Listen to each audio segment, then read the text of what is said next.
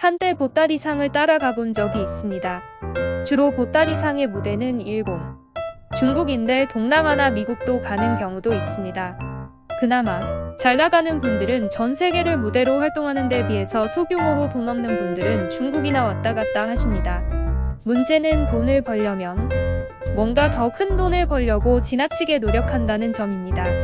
온라인에 올리는 것도 보면 마구잡이로 닥치는 대로 올리고 배송도 제대로 벅차서 못하곤 합니다. 그렇게 되면 이미지도 안 좋아지고 전문성도 없어지고 맙니다. 한 분을 만났는데 공구만 위주로 하시는 분이 있습니다. 공구를 브랜드화 시킬 수 없나 하는데 공구도 상표를 달 수 있습니다. 문제는 판매인데 튼튼하고 내구성이 우수한 대기업 브랜드보다는 질적인 면에서 많이 떨어지는 것은 사실입니다. 그러나 늘 그렇듯이 상품에는 결점도 있고 장점도 있습니다. 그 점을 부각해서 온라인 상점에 입점하면 안 되는 것도 잘 될 수 있는 것입니다. 경기 불황이 장기화되면서 연봉 500억 원을 벌던 사업체도 부도 직전으로 상황이 심각하게 치닫는 경우를 볼 수 있습니다. 하다못해 조그만 가게도 몇 달 안 팔리면 상품 유통기한 지나고 문 닫아야 할 판인데 500억 원을 벌고 있던 분들은 제반사 항상 여러가지 깔아놓은 그런 것들이 있기 때문에 손해가 눈덩이처럼 불어납니다. 온라인 사업이라도 늦게나마 뛰어들면 경쟁업체들의 횡포도 심각합니다. 타사의 물건은 배척하자는 운동으로 왕따당하기 쉽습니다. 온라인 사업에 뛰어든다고 해서 알아야 할 것이 몇 개 있습니다. 첫째, 잘 팔리는 상품을 검색하는 것입니다. 구글 검색창에 자기가 마음에 담아 놓은 상품을 검색해보면 1일 판매량, 그래프 판매 동향까지 어디서 잘 팔리는지도 상세히 나와 있습니다. 그걸 가지고 네이버나 쿠팡 같은 곳에 들어가 보면 정확히 맞아떨어집니다. 그리고 리뷰나 가격도 중요합니다. 리뷰 50개가 달렸다는 것은 그만큼 상품에 메리트가 있다는 것입니다. 반면 리뷰가 하나, 두 개 있는 상품은 뭔가 인기가 없거나 가격이 안 맞거나 문제가 있는 상품입니다. 그 상품은 당분간 건드리지 않는 것이 중요합니다. 또한 가격인데 베스트셀러의 가격을 보면 정절이 조정되어 이윤을 남기고 있습니다. 그래서 경쟁업체들이 몇백 원씩 싸게 잡고 똑같은 상품을 판매하고 있는데 어떨 때는 순위가 금세 바뀐다고 합니다.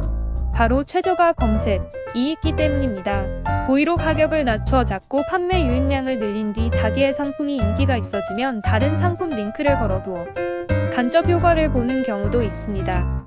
문제는 전문화인데 보통 처음으로 온라인 사업에 뛰어드시는 분들은 상품을 10,000개 이상 올리는 것을 볼 수 있습니다. 그렇게 되면 마진 문제가 거론이 됩니다. 마진이 없으면 그만큼 고역이 따릅니다. 그래서 좀 오래 온라인 사업을 하신 분은 마진 1,000원 볼 것 10개 팔지 말고 마진 10,000원 볼 것 단 1개 팔라고 제안합니다. 문제는 그렇게 해도 경비 빼면 남는 게 없는 게 현실입니다.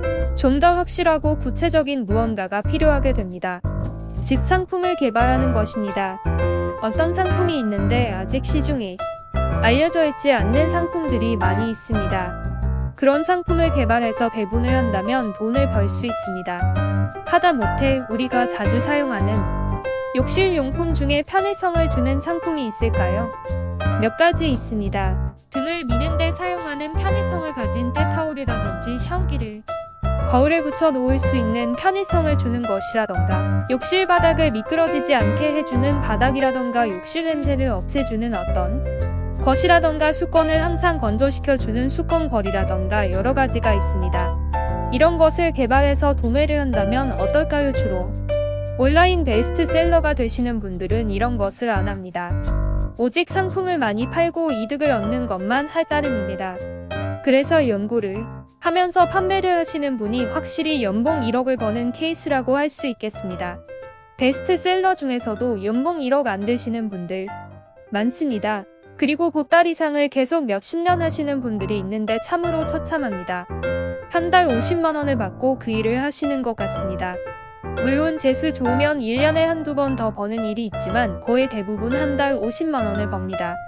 보따리상의 장사 방식은 참으로 고달픕니다. 낮과 밤이 뒤바뀌는 것은 기본이고 노숙하는 것도 자주 있고 음식이 안 맞아서 굶는 경우도 있고 각종 위험이 도사리고 더군다나 무거운 상품을 메고 걸어다니는 행위는 발과 어깨에 고질적인 병을 불러오기도 합니다. 뭔가를 도전하자는 의지도 부족한 것이 현실입니다. 차라리 확실한 제품 하나를 개발하여 그것을 장사하는 분들한테 소개해주는 것이 오히려 나을 듯도 합니다. 그래서 필드로 뛰는 분과 앉아서 명명을 하는 분하고는 차이가 날 수밖에 없습니다. 보따리상에게 심부름을 의뢰하시는 분도 직접 가지도 않고 보따리상보다 몇 배 더 수익을 내고 있습니다. 결국 비전 이런 것도 작용을 합니다. 한 보따리상은 화장품 영업을 하는데 확실한 2가지 상품만 취급한다고 합니다. 화장품 종류가 수십만 가지인데 그것만 팔려고 해도 오프라인 상점에 가득 채우고 부족해서 창고까지 가득 채우고 팔아야 합니다. 개인이 하기에는 너무 복잡하고 물류작업, 재고작업 등 여러가지 문제점들이 속속 드러납니다. 그러나 자기가 자신 있는 한두 가지 제품만 파고든다면 영업하기도 한결 수월해집니다. 무턱대고 연봉 500억을 벌려고 따라다니는 것보다는 이렇게 확실한 것을 가지고 파고들어 연봉 1억 원을 벌겠다는 신념하에 움직이면 진짜로 연봉 1억 원을 벌 수 있게 되는 것입니다. 요즘 인기 있는 스마트 스토어나 쿠팡에서도 보면 다른 사람 수만 개의 상품을 올리고 기다리고 있을 때 단 한 가지 상품만 올리고도 연봉 1억 올리는 베스트셀러들을 많이 볼 수 있습니다.